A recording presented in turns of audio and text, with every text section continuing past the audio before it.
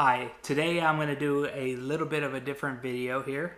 I'm going to do a video based on some things you can do with your keyboard to get more out of it. I'm going to show you an app that I use, of course, for my keyboard because I'm doing MIDI. But I'm going to show you how you can use layers and other things like that to get more out of your keyboard. I would say that, with what we're going through right now with COVID, that a lot more people are using just keyboard and vocals. And maybe in smaller churches, that's the norm. So what can you do to kind of get more deeper sound, better sounds, to see and to feel more, to feel the atmosphere more, in your church or at your house with not much setup or expensive things. So the first thing you could do, I'm just going to play standard keyboard sound, right? Just standard.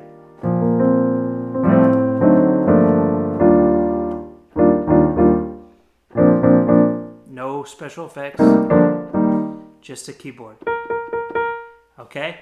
So the first thing you can do at church or at your house, if you have a few different things, is to, number one, is to stack your keyboard sound.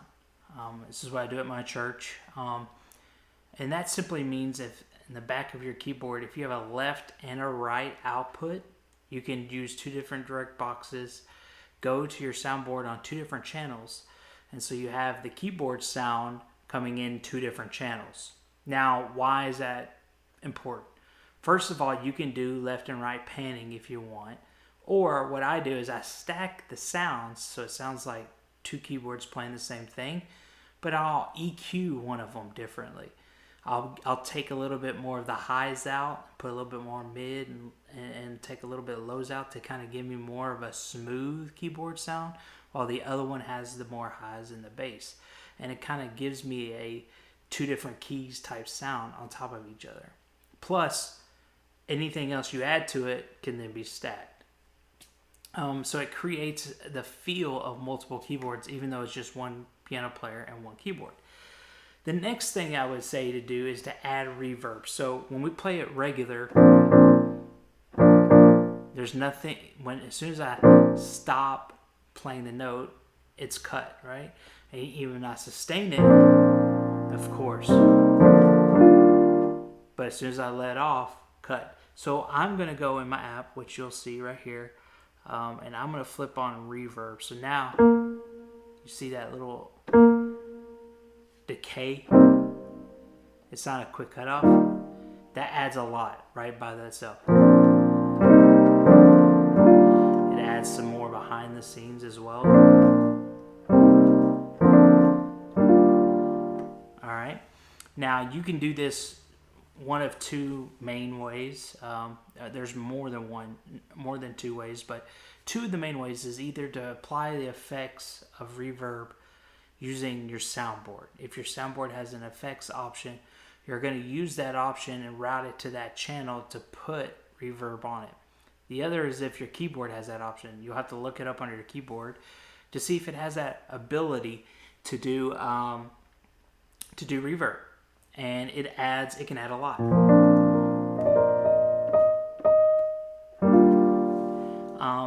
Just that quick trick. They do have effects applications and hardware things that you can buy to hook up to your sound system to add reverb, so that you can add reverb to anything, not just your piano, but mics and all of that stuff. But reverb is a simple way to add a little bit more. Now the next way is layers. So I'm going to show you on this app here. I've got 4 layers right now. I have a grand piano, as you see here. I have an EP or electric piano called Suitcase, and 2 different types of strings / pads. Okay, so adding things like this will add the more layers, the more depth, the more ambience you will add to it. And most pianos nowadays at least will layer 2 layers, or it'll say an accompaniment instrument or something like that. And there, if you look up your manual, there's ways to do the volume control on that.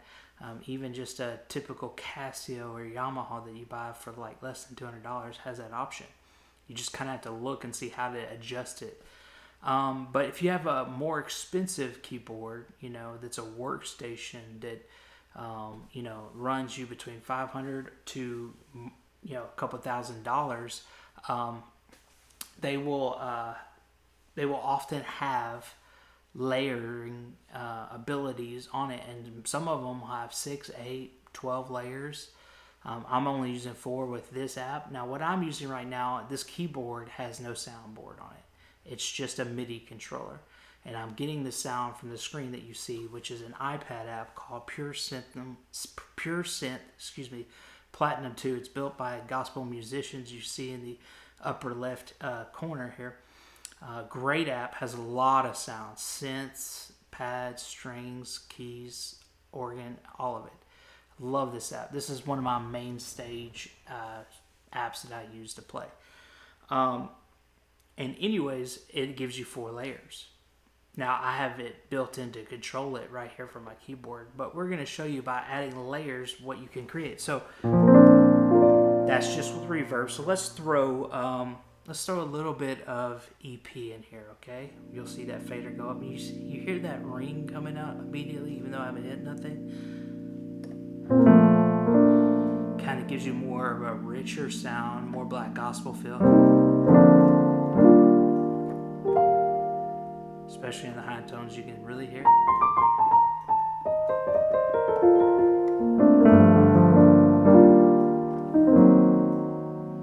But still, you hear that extra hold, that extra in between the chords. Much rich. If I turn that back down, you can hear that go away. Here's the sustain. You hear that ring come back in. Now I don't have it very loud. I mean, it's half of the volume of my piano. So when you do layers, you want to make sure that you don't drown out the main keys unless you're playing a different part. But I'm going to add some strings in here. All of a sudden you hear that. I can bring it up a lot more.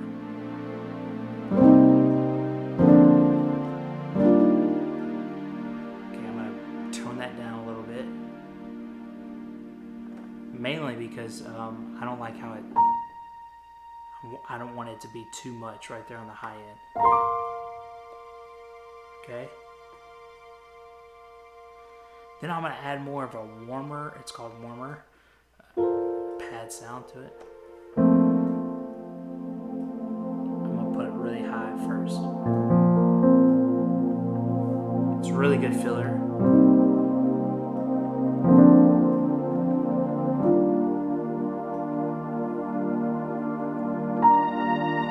It is really overpowering on the highs. So I'm going to bring that back down a little bit.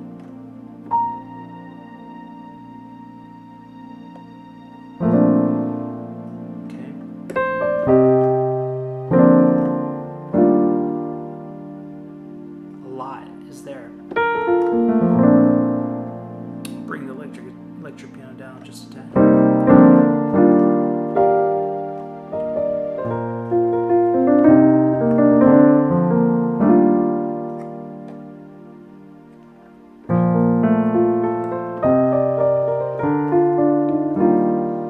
Put it back up.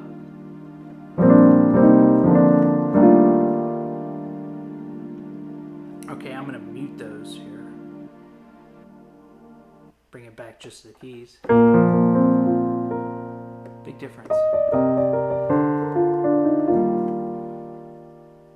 Let's bring them back.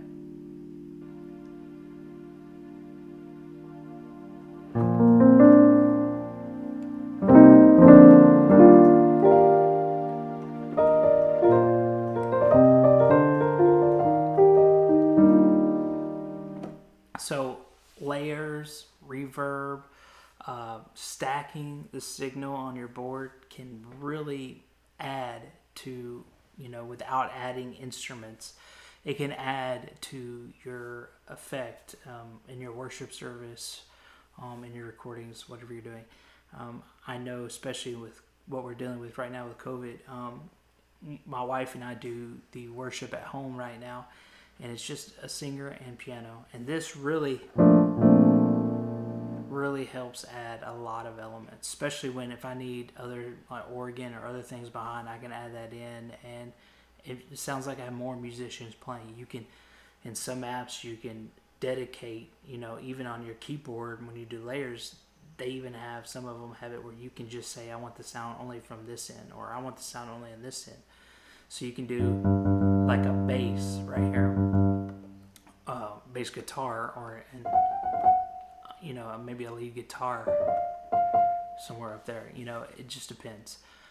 There's a lot of things you can do nowadays with technology. Right now, I'm running all my sounds from an iPad that you see. So there's a lot you can do. That's not even counting, getting in with, some loops, rhythm loops at least, and maybe some tracks to play along with you that you can really add on it. And, maybe you don't want to go full on band because you're just a, keyboard and singer. And my wife, she prefers not to do that. But it's an option, and most pianos have loops that you can have built in, at least some basic ones that you can speed up and slow down and use for multiple songs. But there's a lot at your fingertips that you can use to get more out of your keyboard in what you're doing. I hope this video helps somebody. Thank you for watching.